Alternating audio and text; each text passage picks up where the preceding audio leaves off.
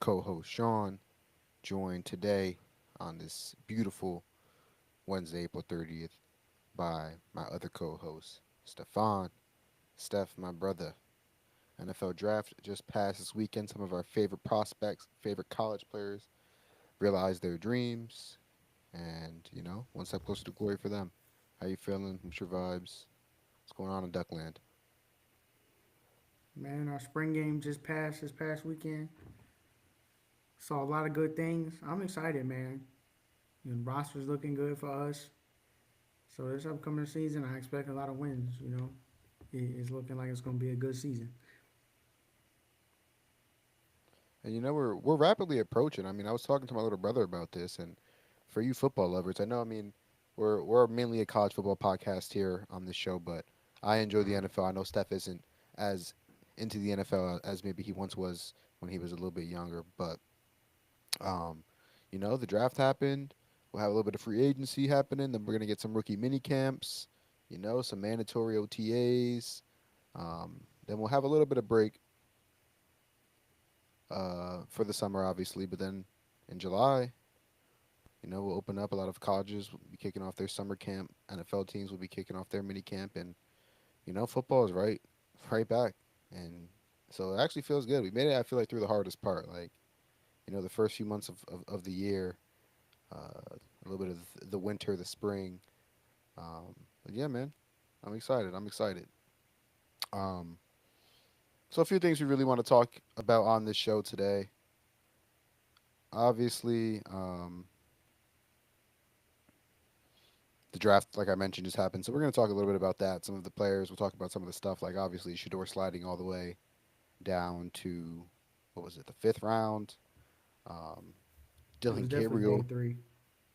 Dylan Gabriel got drafted before him to the same team. Jackson Dart went in the first round. So a few things to talk about when it comes to the draft. But before we get into that, um, another Ia pronounce the last name for me. Iam Olivia. I still can't say this Yamaleva. guy's Iam Aleva. The younger brother, Madden. You got jealous of his older brother Nico getting all the headlines for the past couple weeks. Doing all those things in the media with the NIL that he decided. You know what? I'm gonna go ahead and join my brother Nico at UCLA. He left Arkansas, and there's been a whole bunch more drama. But before we talk about Madden and Arkansas and all that, let's talk about Nico committing to UCLA. I mean, this is something that we talked about and we brought up on our last podcast. We said that UCLA was probably the most viable option. We just didn't really know what the money situation was going to look like.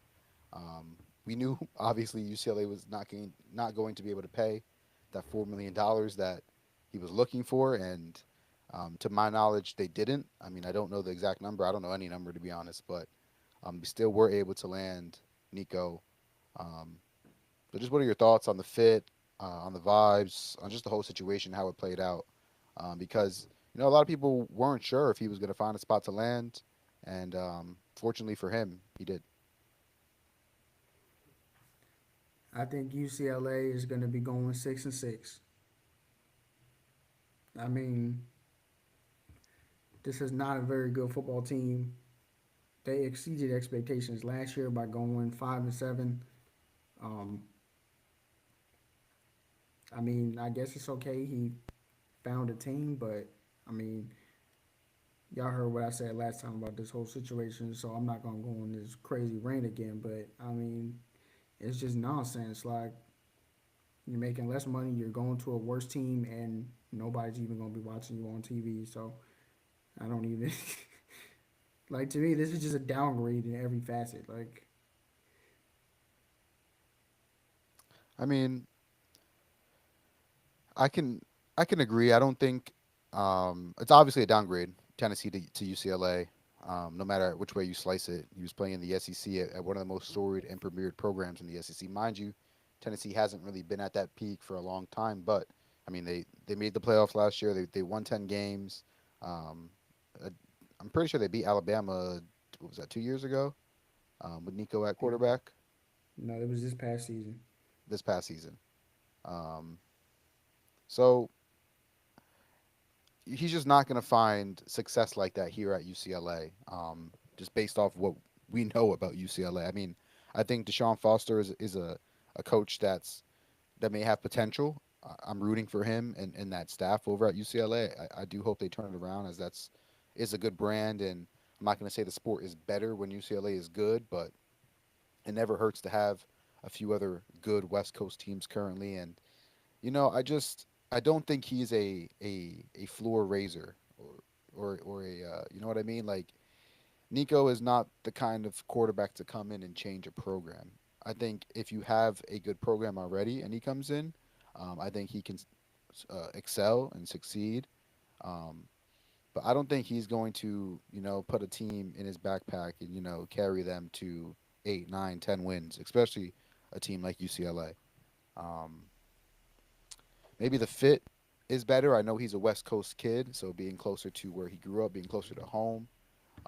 I know that sounds silly, but it does go a long way for a lot of people, a lot of kids. I mean, it's the old saying, you look good, you feel good, you play good. I mean, feel good is a big aspect of that. If you don't feel good or you don't like where you're at, it can affect the way you play on the field. So maybe, this could be a place that rejuvenates him, revitalizes him. Um, but UCLA also lost their top, I think, two wide receivers in the portal. One of them went to Florida. Um, I think they also, maybe the other one got drafted. I don't remember exactly, but yeah, it's not like he's going into a good situation here. So we've we just talked about it. I mean, we saw a lot of quarterbacks. We saw Will Howard. I mean, he won a national championship, and he didn't get drafted until what, the fifth or sixth round. Um, Now Nico doesn't have many eyes on him here at UCLA because not many people watch UCLA football right now. I think this could also potentially, really hurt his draft stock. I think a lot of people kind of had him penciled in the first round because he was the quarterback at Tennessee, and Tennessee was halfway decent. I think when you put on the film, I think NFL teams would eventually see the truth. But I think he would have been able to ride that hype a little bit longer had he stayed at Tennessee. Um, so yeah, I don't know. It's interesting. It's interesting for sure. And I mean, UCLA's perspective, I mean, they're probably feeling pretty good about it. I know a lot of people are talking about how he's going to be in the locker room and his character and his attitude issues. But you guys got to remember, a lot of these people don't care about stuff like that. A lot of these coaches don't care if they think you're good enough at football. I mean, obviously you can't be a literal cancer, but um, as long as they're able to at least uh, what's the word I'm looking for? Not deal with you, but tolerate you. They'll pretty much take any kind of good athlete, football player they think they can get. So I think UCLA's ecstatic, and I hope they have something prepared for a player of this guy's caliber. I mean, obviously he hasn't lived up to it, but he was a former 5-star, one of the top quarterback recruits in the country, and he does have talent. So job's not finished. Like he's not some polished quarterback coming in to save your program. You gotta have a plan for him, and I'm excited to see what kind of plan they have. The Big Ten's no I think joke. we, yeah, that's true.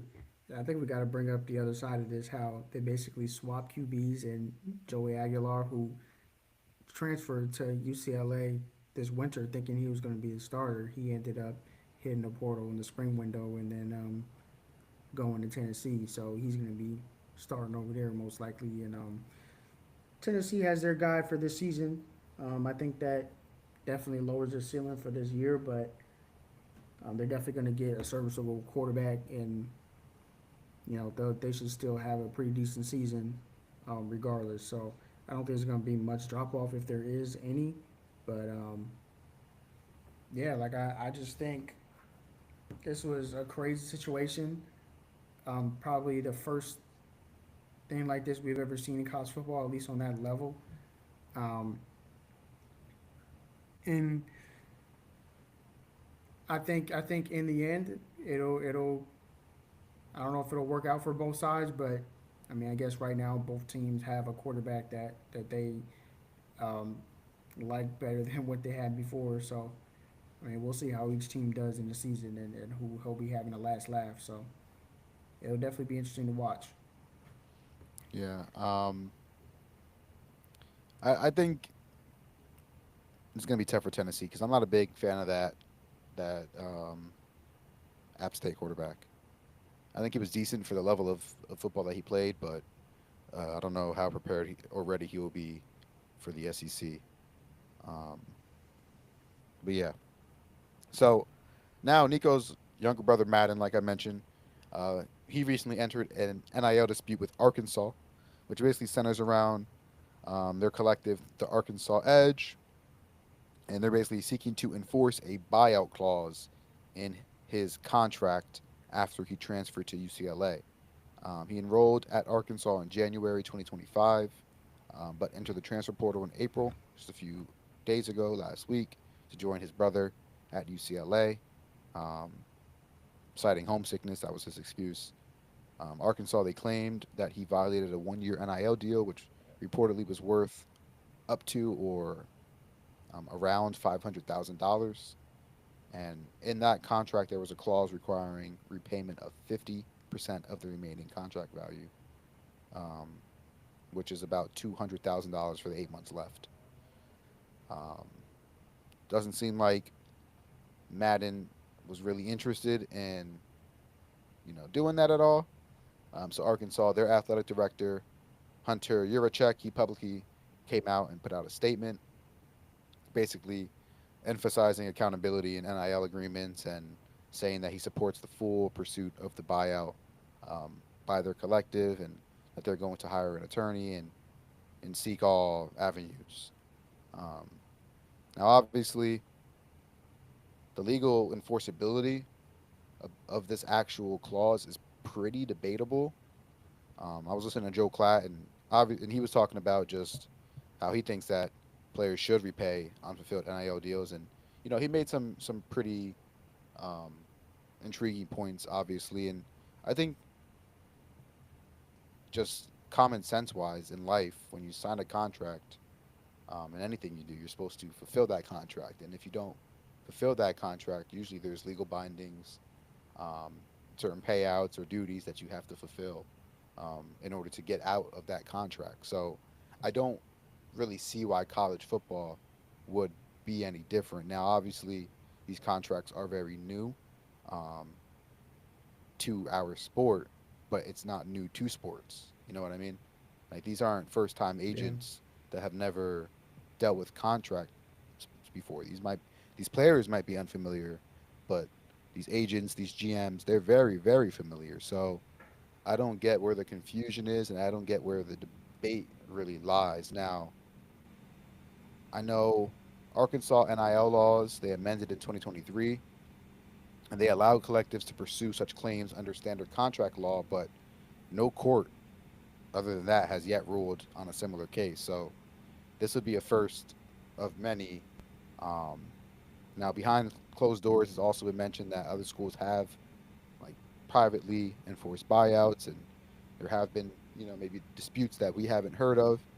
Um, but yeah, this is pretty big. I think just in general for the sport. I mean, I thought, like I said, that it should be common sense, but I guess it wasn't. And since it's not, I think something like this needed to happen so that we can continue to set some ground rules and figure this thing out because while me and Stefan, and I can speak for Stefan with this, we're both very pro player.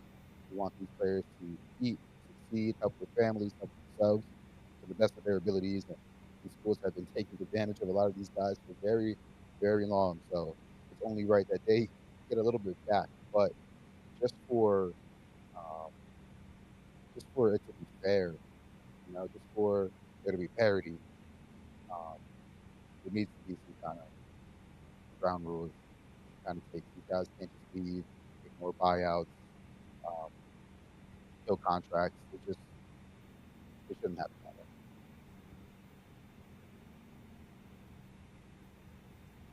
Honestly, I'm annoyed by this whole family. The father annoying, the kids annoying. God damn, pick a school, man. I don't understand how you go to a school and want to transfer after one semester. You didn't even play the season. You don't even know what it's really like to be on that team. And then it just creates the drama with the legal issue of the NIL deals and all that other BS. Like, At some point, the parents got to step in and tell these people, like, listen, you need some type of stability in your life. For you to focus on being the best athlete you can be, the best student you can be. You can't be having all this legal drama and having your name all in the headlines and all that. It's just nonsense after a while. Like, this family is about to get the Iowa treatment from last year, bro. I'm telling you, I'm about to stop talking about these people because they get on my damn nerves. Like, because we not talking about the actual play on the field when it comes to these people. It's everything outside of that. It's NIL, it's transferring, it's this and that, bro. I'm at the point now where I'm just like, yo, pick a damn school. You just got to Arkansas, bro. Like, you going from one mid team to another mid team. What's the difference? I don't get it. I don't understand it at all. Like, Yeah, I don't know. And he's not going to play. Like, I don't know if he was going to play at Arkansas either. He's a true freshman, but like now you're going to sit the bench for sure. Now, obviously, it's behind his brother, but like, do you honestly think like you're next in line? Like, probably not. They're probably just doing that to make like your brother happy, to make your family happy for the time being. Like, not gonna. I don't know if they have long term plans for Madden yeah, I'm not to gonna want to do lie. that. Most of the time when I see people take two brothers, it's usually because they really want one brother, but the other one's actually ass. Most of the time, I don't know about this dude. I haven't watched him, but I can just say that for my team when we've done it, we've taken one player and taken a brother, and the brother was we've done that multiple times in multiple coaching staffs at Oregon, and the one brother was ass and never played, and they just took him because the other brother was the good player that we wanted to actually play. And it's like, bro, it's just wasting a scholarship. Like, stop taking people that got a brother. Stop taking plus ones, bro. This ain't the business of charity. Okay? Stop wasting a scholarship on these people that ain't gonna play a freaking down because you want the brother on your team. Most of the time they ain't even that good. I don't want to say no names, but at least in our case, in Oregon's case I'm talking about, we taken brothers that was not worth the other brother. Okay? If Jeremiah Smith got a brother, okay. But, for most of y'all, it ain't worth having a brother that ain't playing a single down, okay? You can save that scholarship for somebody else that's gonna actually use it. The hell? Like, I'm tired of the freaking BS, bro. We got people doing daddy ball. We got people taking brothers. Come on, man. What is this? Like, when we gonna cut the nonsense, man? You see it at every level. The freaking, like, what are we doing? Is this football or what? Why are we taking brothers that ain't gonna play? And there's all the teams do it. I just told you my team did it. Georgia just did it.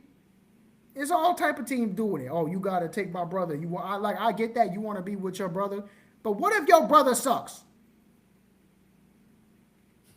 I'm tired of like skirting past this. Can we just tell the truth?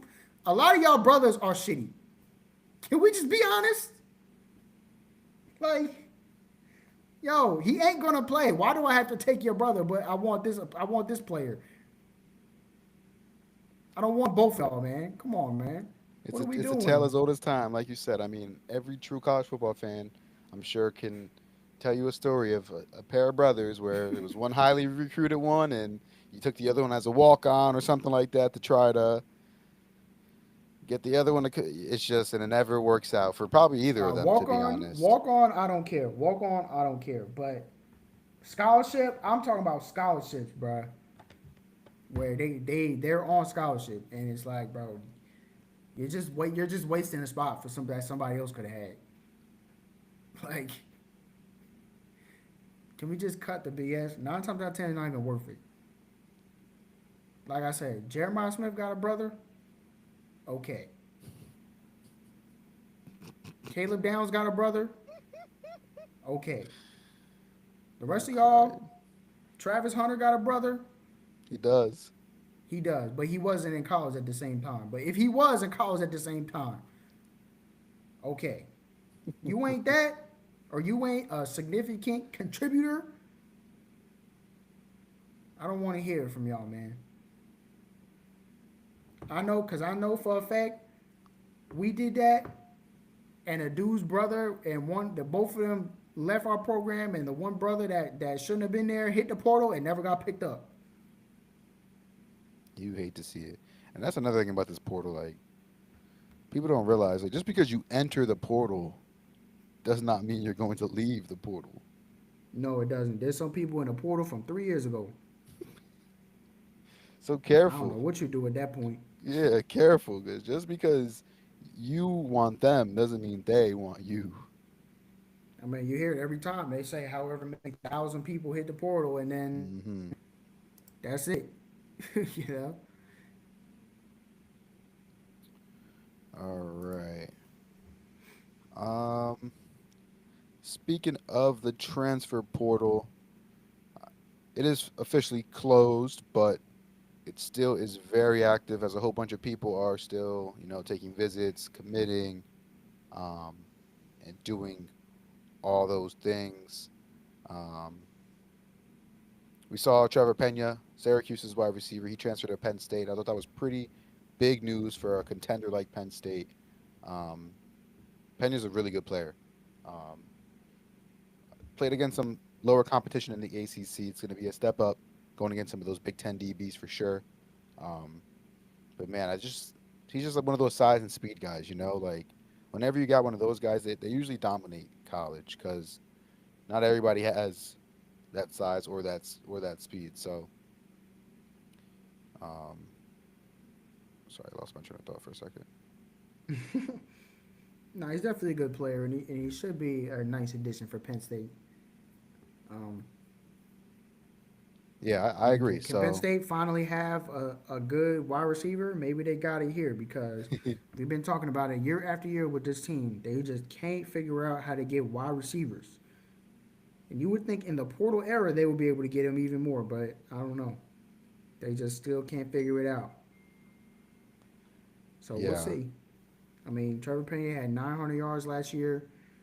Um, with Kyle McCord who led the country in passing yards. So we'll see. They got Drew Aller, who everybody likes for some reason, and yeah, it should be a nice addition.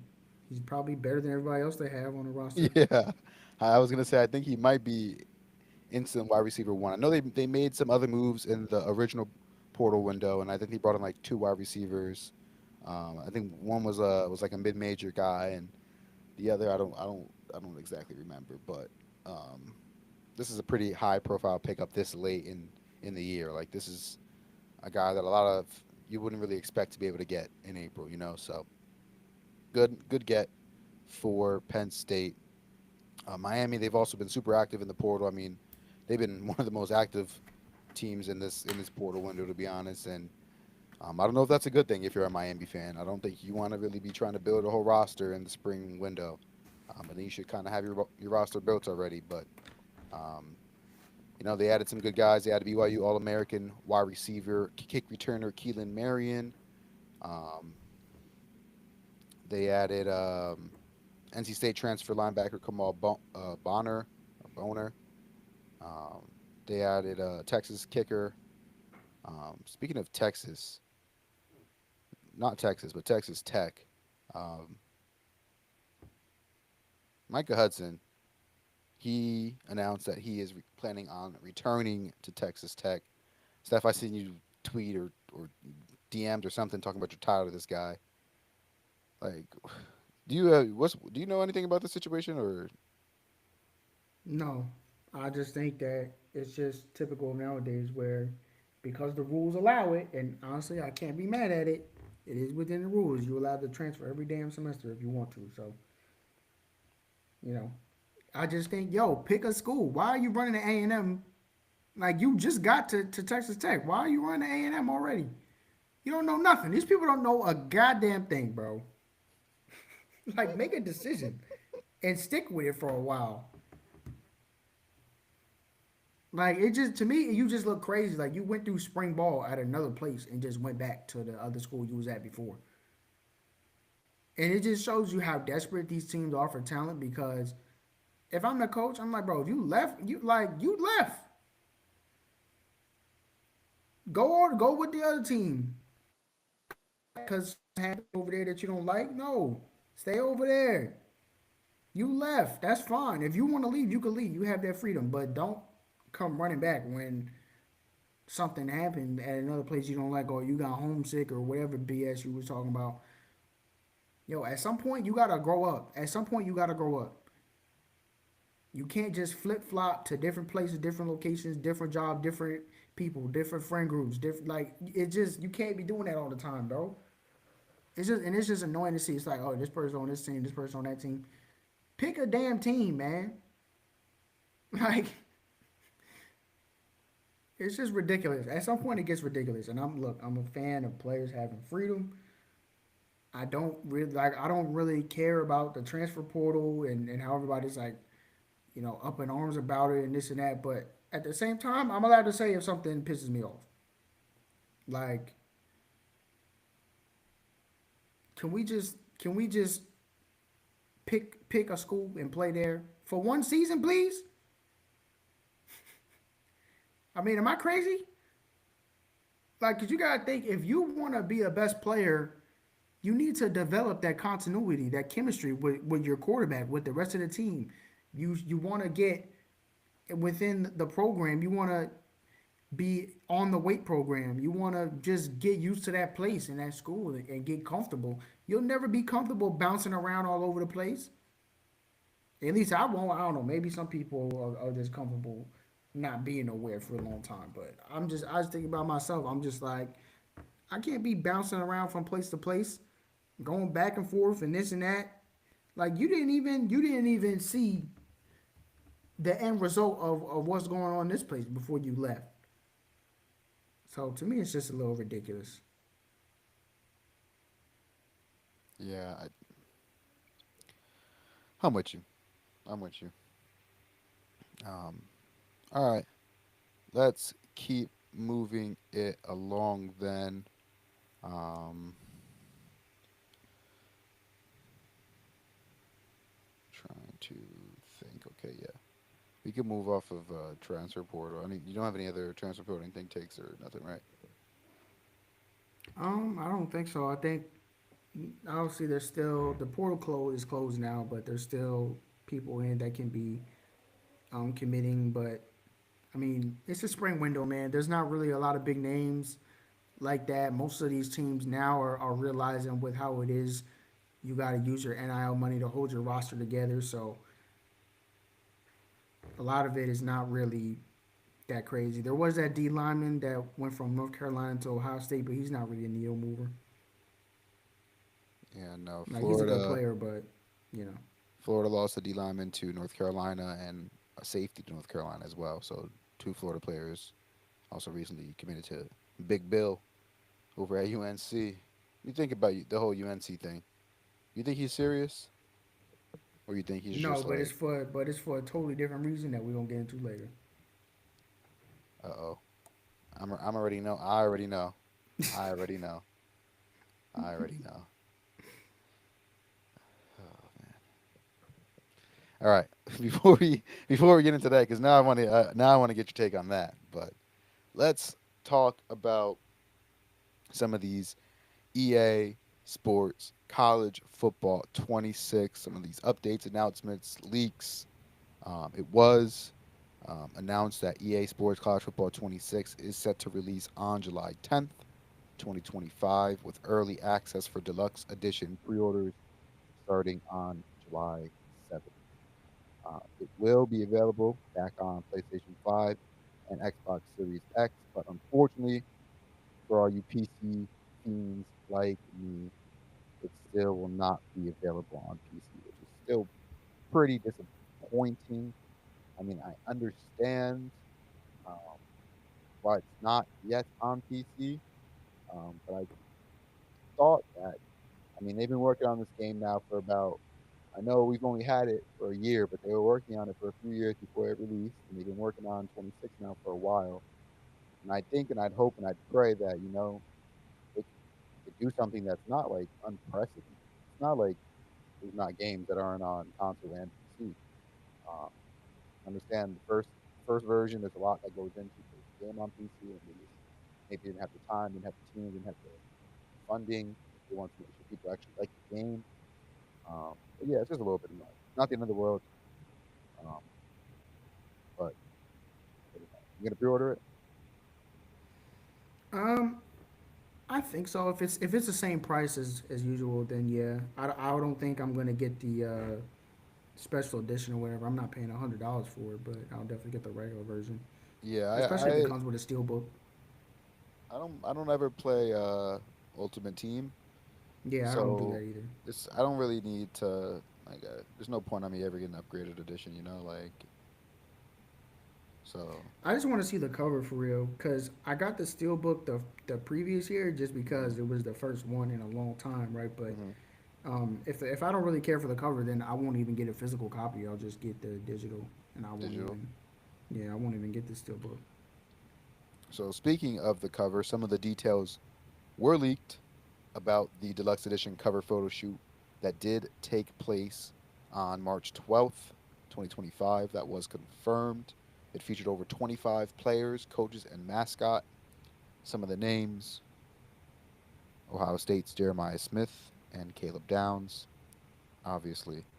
Um, Alabama, their wide receiver Ryan Williams. Florida's DJ Lagway. Penn State's Nick Singleton. LSU's Garrett Nussmeier. Arizona State's Sam Levitt. Notre Dame's Jeremiah Love. South Carolina's Dylan Stewart. And Michigan's true freshman QB Bryce Underwood. Would would be the first true freshman on the cover, by the way, if he does, or if he is on the cover, which I believe he is because he Nasty. was there. Do something Um, before you get on the cover. right. I don't care how famous Um, you are. but yeah, those are some of the names, some of the kind of players that will be maybe featured on the cover, or some of the marketing, or something that whatever took place there at the Rose Bowl on March 12th. Pretty solid names to be honest. I mean, those are a lot of the top names coming back into college football, and I'm sure there's some other big names that just weren't mentioned either yet. Um, there were some other legends, um, like Heisman winners Tim Tebow and Reggie Bush. They were also in attendance that day, and they potentially could be involved in one of the covers or in the marketing somehow. Coaches like Georgia's Kirby Smart, Ohio State's Ryan Day, Penn State's James Franklin, and Ole Miss's Lane Kiffin, they were all in attendance as well as a few of the mascots like Georgia's Harry Dog and Tennessee Smokey. Um, let's talk about this whole Texas Arch Manning, Steve Sarkisian opting out of the cover shoot. Is there anything to that? Do you think they're corny for that? Do you think there's some merit in that? Do you not care? Like, what is your thoughts on that? On what? Arch Manning and Steve Sarkisian opting out of the cover shoot. They were both offered and wanted, but they just said no for whatever reason. I mean, I just think Arch Manning hasn't played yet, so I don't think he should be on the cover of anything either. Like you haven't been the starter at your team. Like hmm I said, I don't care how famous you are. Like same thing goes for Bryce Underwood. Like hmm you haven't played yet. Why are you on the cover of a video game? We don't even know if you're good. Texas could go 8-4 this year for all we know, and then they would look stupid for having Arch Manning on the cover. So I don't have a problem with it at all. I think the whole thing with not having your name in the game is a little different, but it's like, you know, not doing covers and things like that. Like, yeah, leave that for the players that's actually done something. I don't disagree. I don't disagree. Like, I don't even think that there's anybody on Oregon that should be on the cover. Like, I don't think anybody that is a returning player that's had that kind of season last year that they should be on the cover. I hear what you're saying. I don't mind that thought process. I mean, when it was first coming out, first growing up, I mean, it was pretty much saved for the Heisman winner or for, Right, like you said, somebody that was very accomplished already in the sport. right, right. Um, and it was usually only one player. So Yeah. They're already going a bit of a different direction. I don't hate the group of players thing. I thought the whole idea of it is pretty sick, pretty sweet, all the representation and all that. And that really is what college football is. It's a big culmination, you know? It's like, it's everybody. But I hear what you're saying. Let's not just add teams and people just to be doing it. You know what I mean? Like, Right. let's let's talk about some confirmed features before we talk about some maybe rumors or leaks or wishes. High school in Road to Glory is back. The return of high school gameplay in the Road to Glory game mode. It's been confirmed, which allows players to experience the recruitment process in early career stages, something that we had when we were um, in the original iteration of NCAA football, but something that they kind of missed the mark on last year. Don't really understand or know why they did that, but um, they fixed their mistake, and high school in Road to Glory is back. I mean, I didn't even play Road to Glory in this game, and honestly, I think a big part of it was because of the high school. I mean, I just thought it was a little bit lame to kind of pick where you started, and yeah, sure, you like if you really wanted to be hard, you could pick a low star, and but then they make your attributes so shit, and they like it just Yeah, yeah. If you pick like underdog or 2 star, you're never even gonna play. yeah. So it's like it's corny. I think how they used like the process they used to do where you used to play through high school and get offers and recruited that way based on your performances in your games and things like Yeah, that and that your was so much interviews. better. That was so much better. So much better than just picking whatever school you want and trying to yeah, no. So they got some And work to I do on but and I don't. I'm gonna be honest. Like even though this is the name of this podcast, like I never really played Road to Glory growing up and even in the recent game. I even made like my character and all that, and like got to the point of playing and just never really did it because it's just a mode I don't really care for. But I will say, not having high school was a pretty big disappointment because, like you said, like the whole thing about getting recruited based on your performance, and then you still have the option to walk on anywhere. mhm. So it was like you could just play, pick whatever school offered you, and then, or if you wanted to walk on at Alabama, you can still walk on at Alabama. But um, yeah, like the whole thing with like picking 4 star, 5 star, like if you're not picking 4 star, you're probably not really going to get on the field. And it's like, why would I play a game where I'm going to go a whole season or maybe 2, 3 seasons without even seeing the field really? And it's like you Yeah. just went a whole college career without even playing in a video game. So I don't know. Yeah, it was definitely my favorite game mode growing up. I loved Road to Glory, but it just it didn't hit. It did not hit. It missed the mark. Um it missed the mark big time. Um real life coaches. They have also been confirmed in CFP 26. Um, they're absent, obviously, in CFP 25, but the majority of them, if not all of them, will be in the game. Any thoughts or takes on that? I mean, adds to the authenticity, but I don't think it really matters.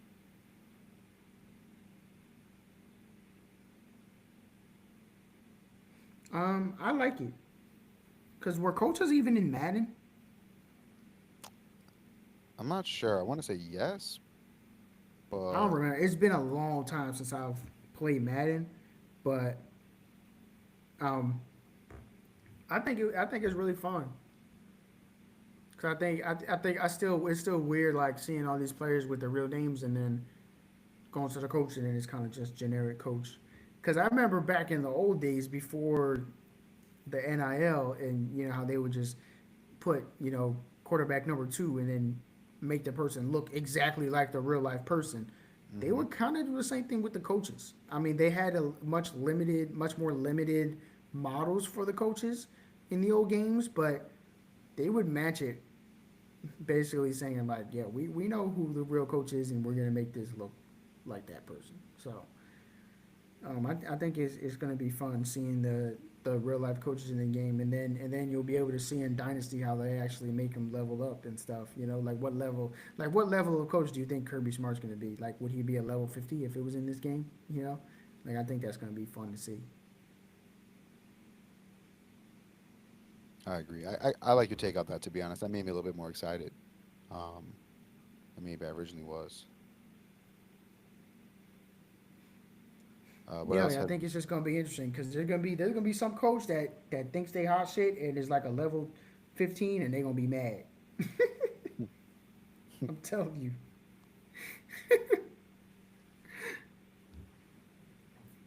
um, we just talked about the cover, multiple covers. They've also been confirmed. There'll be three different covers.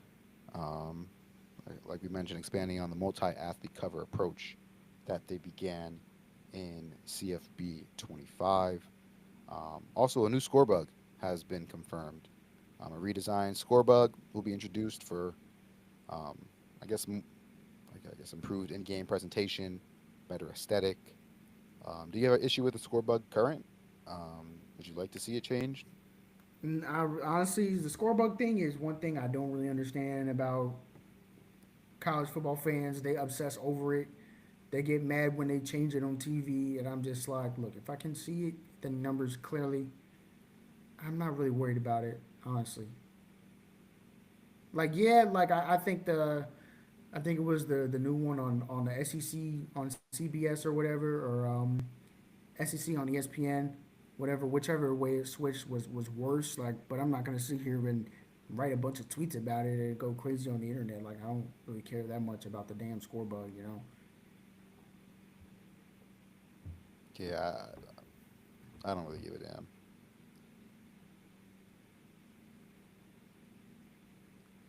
Um, let's see what else we got. Also, partnerships have been confirmed. There will be more in-game collaboration efforts with different companies. I know Lowe's has been confirmed, and Metallica. They have also been announced, um, with more to uh, be announced and shown at a later date at a different time. So I think that'll be pretty cool, adding like more to the authenticity to everything and just seeing actual brands and things like that inside the game. Um, all right, let's talk about some rumored features and some features that maybe we hope for. First one, with the mascots showing up to the Rose Bowl, a lot of people have been saying that that might be some confirmation or a hint at a potential return of mascot mode. Um, Obviously, from the original iteration of college football, one of the most iconic game modes in any sports game was mascot mode. Super fun, super entertaining, just silly, just flat out silly to be honest, but a really fun way and casual way to play the game, and where you could just kick back and have some fun. Um, Definitely was missing in this game. Definitely would have had some fun and played it a few times if it would have been included. So I'm super excited to hear that it might potentially be returning, and I am hopeful that it does. What are your thoughts? Yeah, I had a lot of fun playing mascot mode as a kid too, so I definitely want that in the game. I mean, it's one of those things that just separates it even more from Madden, right? Like, because obviously Madden and the NFL, I mean, they have mascots, but it's not really like a focal point of it. So having mascot mode just gives it that more college feel. Definitely, it does give it that vintage college football game. Like it kind of separates it even more from a Madden or for something else because, like you said, it's really a one of a kind game mode. And they need to make the juke moves flips if they have it. It needs a what? They need to make the juke moves flips. Oh, right. Um, what else? What else? What else? Expanded chants and stadium sounds. Rumors indicate that more accurate team chants and detailed stadium audios um, will be added. I think this, although it's not confirmed, I think this is something that we can kind of expect. I would expect them to continue to, update all the visuals, um, just the atmospheric, anything that has to do with the atmosphere. That's including a light overhaul, meaning improving all the lights for the games, the night games, and all those different environments, um, fixing the crowd and the sidelines and the beginning of the game and the end of the game. I do expect all of that to continue to update and improve and overall clean up. Is there anything in specific you'd like to see when it came to the atmosphere or, like I said, just general improvements? I would say A big thing for me would be actually seeing the day change. Like if you Okay. play a Uh, 4 o'clock or 6 o'clock game that you right. start with sunlight and then as it goes on, like when you get to the second half, then it turns into nighttime. I think that was missing in this game, and I would like to see that um, in the next game. That's probably the biggest one for me in terms of stadium atmosphere. I mean, obviously, having more detailed chants and things like that is a given, but I think pretty much all the fight songs were in there, so you know, I think the only one we're missing is Enter Sandman, and I'm pretty sure that they got the partnership for that. So we'll see. Yeah, I'm feeling pretty good that they'll be able to hit the mark um, where needed on that. But we will see when the next game drops. Um, let's see what else. Crossplay. Um, Yeah, that's obviously, what we need. that was a big thing that we were missing in the first game. But it has been rumored that potentially crossplay will be available in all game modes, including leagues, dynasties, and anything else that you would do on college football, which limits cross play currently.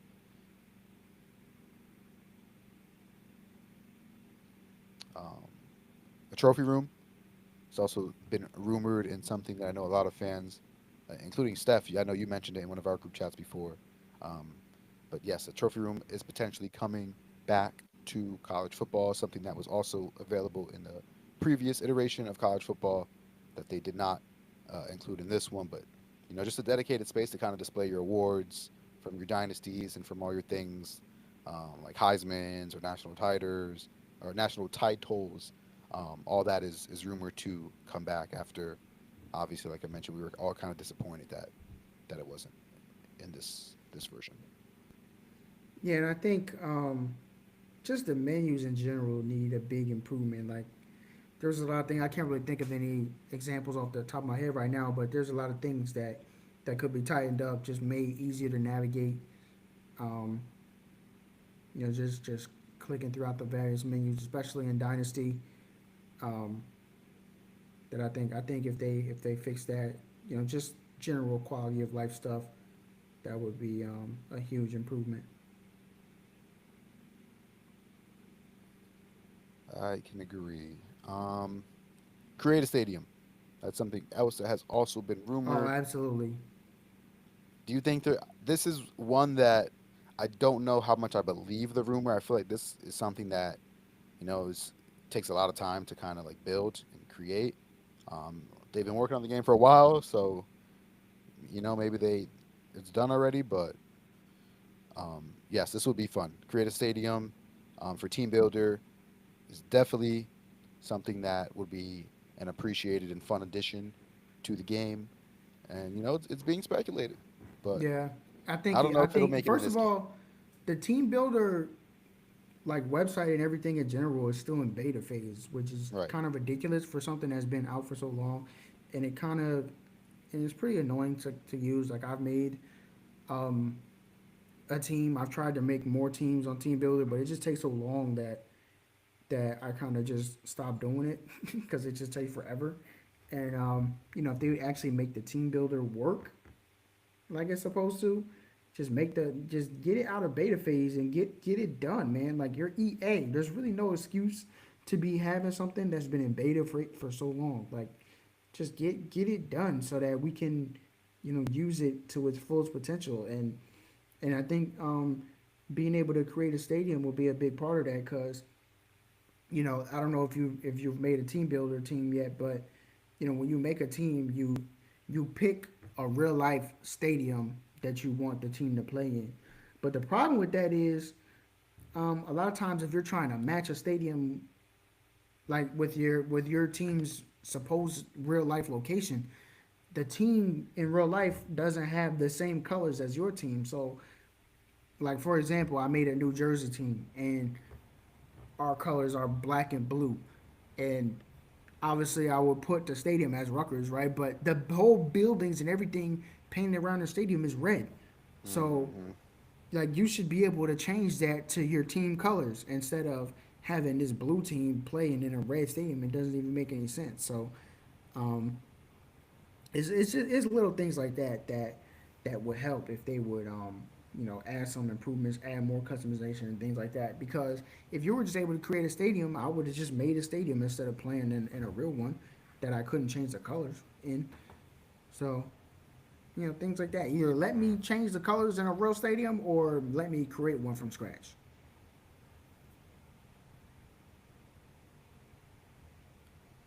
All right. What else has been rumored? Additional storylines to Road to Glory, different narrative elements, which may potentially deepen the Road to Glory experience, as well as expanded cutscenes. Um, Not only in Road to Glory, but for game-winning plays and celebrations to potentially, add to the drama and the aura. Um, any other hopes, wishes, wants in this next game that you could think of off the top of my head? Um, I would say just they need to make the game based more on football knowledge instead of just being able to cheese it.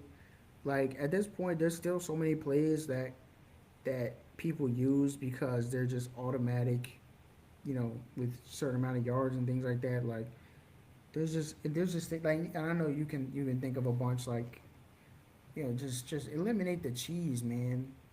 And just make the gameplay tighter. Make you actually have to make a football play to win these games. Like there should be no reason why you know a certain play just because you use it you could get just guaranteed yards against pretty much any defense regardless of what you do. So stuff like that is a little bit annoying. And I get it's a video game, it's not real, but there's just certain things that at some point it's just so ridiculous that I understand why it would turn certain people off. Like I'm a college football junkie, so I'm gonna play the game regardless. But you want the casual people to play the game. That's what makes it more successful. Um, I just want the game to improve in every area all around. So just quality of life, make the gameplay a little bit better where you actually have to do something to make a play instead of just running a cheese play. Just eliminate the cheese plays for real. Just make it more balanced where pretty much everything has its counters and things like that. And I think they've done that for the most part, but there's some things that just don't really line up right. So we'll see what happens with 26. All right. Let's move on to our final topic. Let's talk a little bit about the NFL draft. Um, we'll take a more college prospect approach to this. We're not really going to talk about like the NFL, I guess, aspect of it. Just kind of talk about some of the players, where they wound up, if we think they're going to be good or not. Just small conversation here to close out the show. I mean, we did see Cam Ward go number one overall. Um, I mean, and what a story that kid is, man. From Incarnate Ward, having no offers, having no stars, um, and just transferring all the way up and through to Miami and playing his way to being the number one overall pick. I mean, yes, it is a weaker quarterback draft class, but still, what an accomplishment for that young man. And I think he has a chance. I'm a fan of Cam Ward's as much as it pained me to say it while he was at Miami. Now that he's in the NFL and he's not playing for the Canes anymore, I can say it. I like him, and I think he has a chance at success. Um, so yeah, shout out to Cam Ward. Congrats to him on going number one overall. Um, Someone, Steph, you've known about for a while. You put me on to a year, 2 years ago. So shout out to you. Yeah, man. I think he should have a pretty good NFL career. I mean, he's definitely got the right attitude about playing football. And just when he does play, he plays with a lot of confidence and poise. Like If there's anybody out of this draft class that's going to have success, it's going to be Cam Ward. for sure. And like I mentioned earlier, this first round was a little bit different. Felt like this draft class, the premium on quarterback wasn't there as much, with only Jackson Dart, the only other quarterback going in the first round to the Giants. I think it's pretty interesting. Do you think Jackson Dart's a first round quarterback? I mean, I watched that Florida Ole Miss game, man. He, I don't know, because there were times where he was cooking us, but other times it looked like he had no clue what he was doing. What are your thoughts on Jackson Dart? I don't even know how I feel about the guy. Yeah, I kind of feel the same way about him, right? Like he's a good college quarterback, but just like you said, there was times where he would be cooking, and then times where it looked like he didn't know what was going on. Um, Honestly, and I feel like that about just Ole Miss as a team these past few years under Lane Kiffin. So it's like I don't know. Like I really don't know what to think. I mean, these NFL guys, they see a tall guy that's athletic and can throw and all that, but when you watch the games, it's like I don't understand why you would pick somebody like that in the first round. Um, it was just odd to me, but who knows? Who knows? Maybe it'll work out.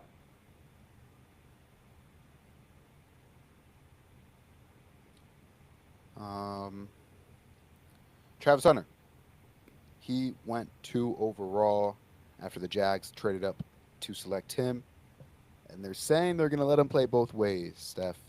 So my question to you is, how do you think that's going to work out? Do you think he's just going to play like exclusively like defense, and then every once in a while get in on offense, or vice versa? Like, how is that going to look? What are your thoughts on him being a two-way player? Do you think he could do it in the NFL? We're gonna have to wait and see. My question is pretty much the same as yours. Like, how many snaps is he gonna play, right?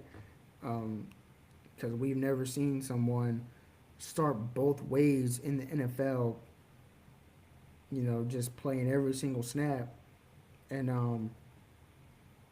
I just think that it's gonna be really tough because everybody in the NFL is going to be at the top level of fitness. Everybody's going to be conditioned. Everybody's going to be just as big, strong, and fast as you. So I just want to see how the Jaguars manage that. Um,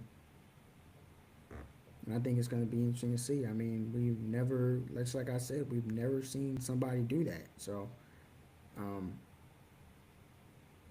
I'm excited though. I hope that he does it. I hope he plays both ways because I think this would be something that's so revolutionary and legendary. Like we've never seen it before. Like I know people have done it, um, back in like the 1930s or whatever. But in the modern era of football, we haven't seen anybody do that.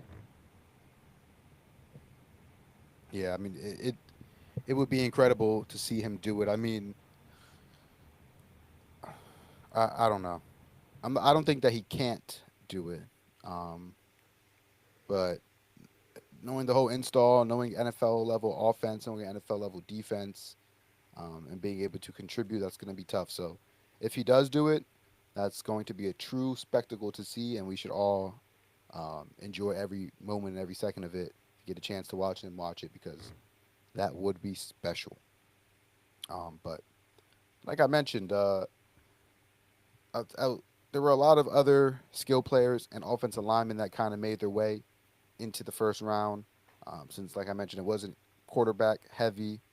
Um, and then the biggest story outside of that is just Shador Sanders sliding all the way to the fifth or sixth round. I don't exactly remember. Round five, pick 144. Um, so yeah, just what are your thoughts about that? Do you think he just genuinely is a fifth round talent? Do you think there was some sort of vendetta against him? I know there was reports coming out after the fact that maybe he wasn't the best interviewer during the pre-draft process and the combine. Also, obviously, his character and things of that nature maybe stopped some of the teams from valuing him so high in the draft. But Just what are your overall thoughts on Shador Sanders? Because he is a pretty polarizing quarterback, whether you like him or not. Do you think he has a chance in this league, or is he a fifth round for a reason? I thought it was odd. I thought he was the second best quarterback coming out. Like you said before, like this isn't the strongest class of quarterbacks, but I thought he would get picked second round, third round. Him falling that far was pretty insane to me. But I don't know. Like I have seen a few people online bring this up, and honestly, I had this thought while it was happening too. Not to put my tinfoil hat on, but you think they did that just so everybody would watch the draft through the third day? Because personally, I never really watched the third day of the draft, and recently, like I honestly, growing up, I never even watched the second day. Like it's just been in more recent years where they've made so much of a show out of it that it was cool to watch the second day, and so I would watch that, and then um, still wouldn't watch the third day. So I don't know. Like the NFL is not above anything like that. So like it wouldn't surprise me if that's something that they did. Yeah, that's not a bad. I mean, that's not a bad take. They're that is an evil corporation, and I would not put anything past them. Um, so yeah, it was a overall a pretty interesting draft. Um, a lot of our favorite top prospects wound up getting drafted. Um, Caleb Johnson to the Steelers, what a pick! If you guys listen to the podcast, you know how big of a fan I was of that guy. The only watchable part about Iowa last year. Um, Will Johnson, Michigan cornerback, he lands in Arizona um, in the second round. Emeka Egbuka, he's a surprise first round pick. He lands at the Bucks, number 19 overall. Um, Oregon has a pair of first rounders with Derek Harmon and Josh Connerly, both being selected in the late first round. Um,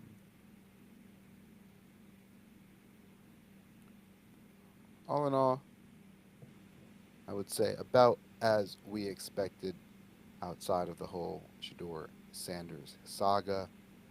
So, with that being said, Steph, that does it for my docket. Do you have anything else left you wanted to talk about, get into, bring up?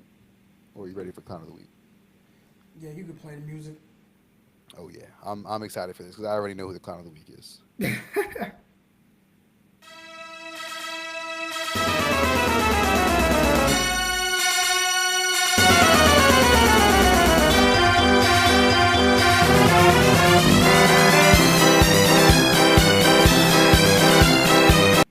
And it is Clown of the Week. Steph, take it away. Yeah, so I kind of alluded to it way earlier in this episode, but this week's clown of the week is Bill Belichick, and you know, this whole fiasco with that 24-year-old girlfriend is just turning into some weirdo nonsense. I'm gonna be honest. Like, look, I'm all about people dating who they want to date and things like that, but let's be honest. Anybody who sees a 70-something-year-old man dating a 20-something-year-old girl, or vice versa, is gonna have some questions. We're gonna be looking at you sideways. You're gonna get the side eye when you walk around in public because people think that's your daughter, your granddaughter, or vice versa, right? Right. Like, quite frankly, it looks ridiculous.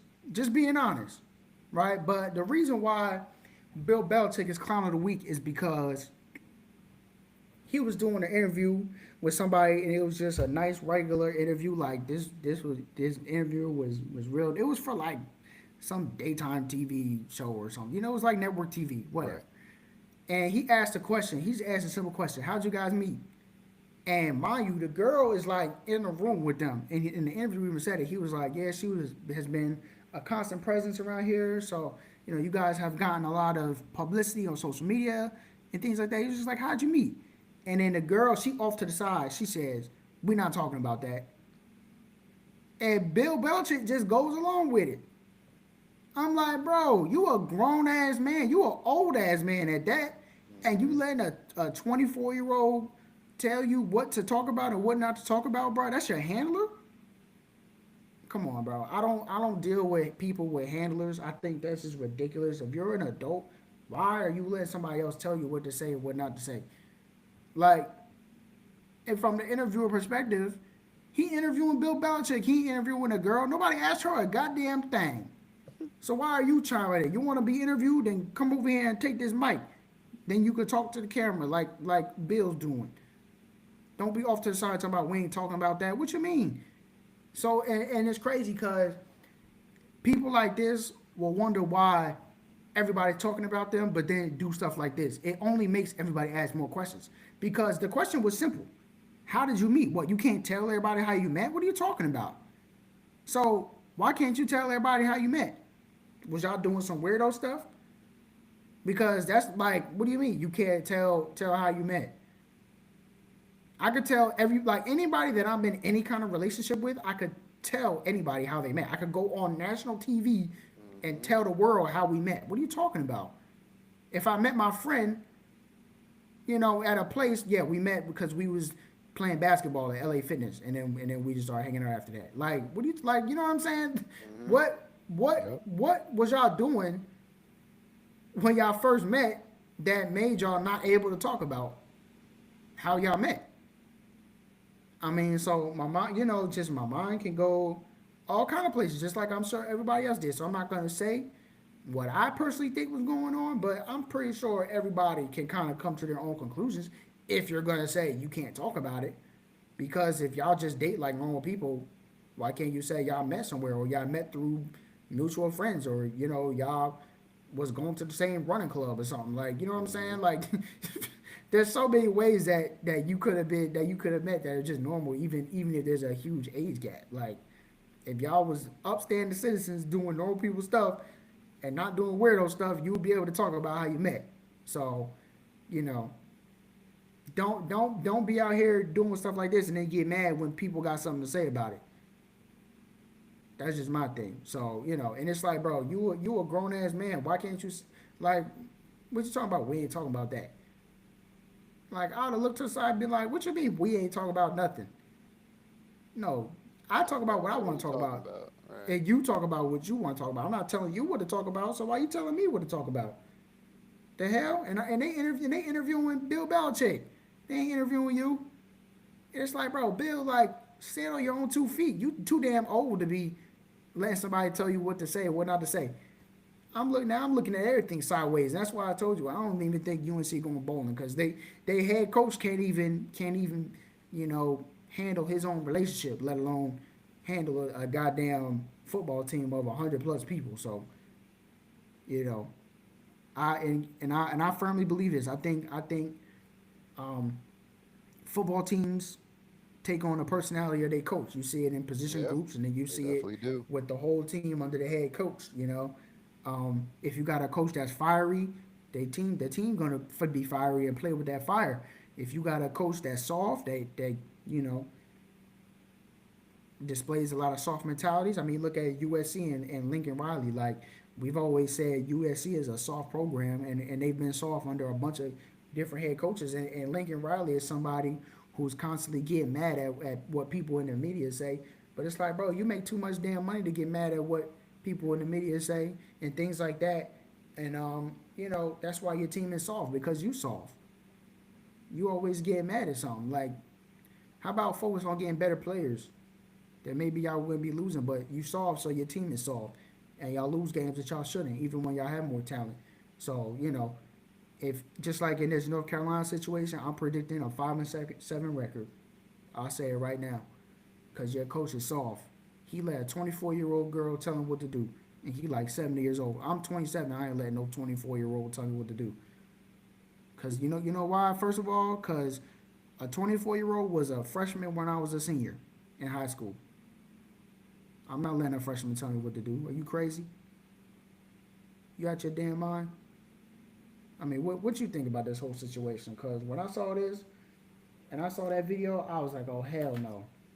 I can't even imagine. I can't even imagine me being in that situation acting like that. I can't imagine, you know, parents, parents, friends, my friends, anybody I know in my life acting like that. So what you think? It's. I think it was a red flag from the beginning. Oh, absolutely.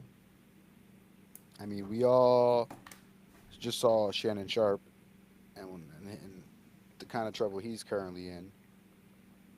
Um, it's just there's a reason why there's like age brackets and age groups, and like you don't. I don't know. How I can you even relate to a 24-year-old when I you don't like even 70? What do y'all talk about? I don't even know. Like I don't even know. I don't have to like I don't. There's only one thought in my head, and then, like you said, it's you're all thinking it. So his freaky yeah. You think he be So showing her John Wayne movies? I don't know what John Wayne is. He's an old actor from like the 50s. He was known for like westerns. He was always playing a cowboy. But that's the point I'm trying to make, bro. I'm like, yo, like, what do y'all even talk about? What? How do y'all bond? What do y'all bond over? Like, what do y'all do? Y'all be doing activities together? Like, I don't understand. Like, what y'all are even doing together to even be in this situation? But you know what? And it's like you said, the Shannon Sharp thing. I don't know, his situation is a little different because you're He's messing with goofy. 19-year-old Yeah. OnlyFans girls, and Porn you 50 stars. years old. That's just a recipe for disaster, bro. That's just a recipe for disaster. We don't even gotta get into that. So whether he did something that was illegal or not is still up in the air. But what you can say definitively is that you shouldn't be 50 years old messing with 19-year-old girls. Come on now, that's just especially that kind that what he was doing. If you look into the details, I don't even feel like saying, it's just like you're not doing normal stuff. Like, it's one thing to have a big age gap, but you not just dating normal people. You out here doing wild activities, and then y'all want to be surprised when something wild happened to you. If y'all was normal, you wouldn't like. You should be around normal, upstanding citizens. You got too much damn money to be out here acting a fool. And this is the guy that wants to sit around and say that he can never get married and all this and that. Listen, bro, if you was married like a normal person, you wouldn't even be in this situation, bro. And then it wouldn't be people out here airing out all your dirty laundry and all this and that. You know. So I mean, look, it's just a lot of clownery going on. Bill Belichick, first clown of the week. I don't think I got anything more to say about that. But I got another clown of the week. All right, let me play the music.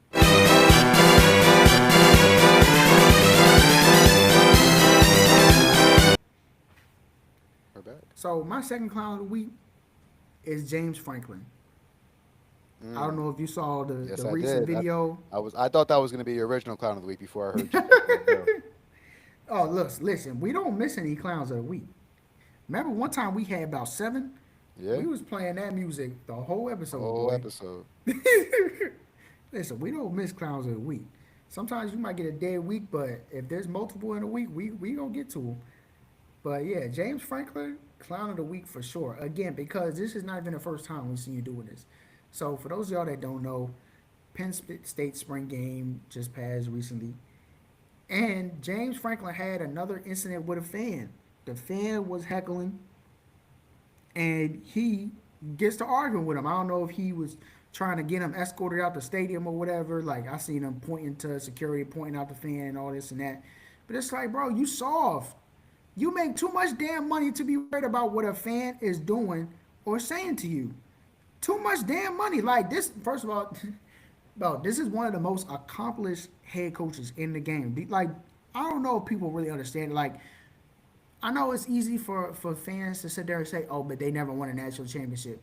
But 99% of these people's Coaches teams don't. Right. wish they was Penn State because for all these years he was going 10-2, 11-1. He won the Big Ten. He won this conference. He made the playoffs. A lot of these teams have not. So how can so a lot of fans I think need to change their perspective on their own team. But at the same time, it's like James Franklin. Why are you arguing with a fan? Like, who gives a crap what a random fan is saying to you? 9 times out of 10, that fan not doing better than you at life. He's not at a better position in his field as you are in your field. He's not making as much money as you. Like, why are you worried about what a random dude on the side of in the crowd is saying? It's just Hmm. ridiculous. And then you trying to get him escorted out or whatever. Like, it's just dumb. Like we live in a place of free speech. If he did curse at you or say nothing racist or say nothing derogatory, like you can't be having people escorted. He called you a fraud. If that's his opinion, that's his opinion. I mean, most of us might agree because all we hear every year from the media is that Penn State is supposed to be this amazing team, and then when y'all play somebody good, y'all lose. So I would call that fraudulent. Yeah. And is it a little crazy for fans to be doing that at a spring game? Like we're not even playing a different team. This is just a spring game. It's a scrimmage. It doesn't count. It doesn't mean anything. You just coming out here to see the boys, The see the heckle's new crazy. players, yeah, to see the new players, and you're out here antagonizing the coach. So I don't necessarily agree with that. Um, but at the same time, it's like I don't think that's grounds for like you arguing with them on the side of on the side of the field or trying to get them, escorted out or whatever. Like, I just think it's all a bit ridiculous when you're a coach that's probably what making $9-10 million a year. I don't know what his salary is, but you're Hmm. making millions of dollars a year, and you're probably not getting fired anytime soon. You've been there for what 10 years at this point. I mean, there's really just no reason for it. No reason for it. I don't understand it, and I don't know. At this rate, I feel like we're going to see another incident like this because until Penn State wins the national championship, they're just going to get heckled. But at the same time, it's like, bro, it's sports. Like you're somebody who's been in the game for this long. Like you've coached at a bunch of different places, played. Pretty sure you played in college football. Like you know how fans are. You know how you was as a fan as a kid. Like come on, bro. We've all said heckling stuff towards people Hmm. as fans. Like if you're somebody that cares, you probably said something that you probably wish you would take back. But again, like we are all passionate people about this stuff. So yeah, sometimes we say crazy stuff. So you can't take what everybody says serious, like it's the Hmm. gospel. Like now you arguing with random people. Like that means nothing. You need to be focused on getting your team better, getting hiring better staff, recruiting better players. Like stop worrying about what random people on the side of the field are saying. And half the time, that's what they want. They want the reaction out of you. So you're just giving him what he wants anyway. So you're losing Right. twice.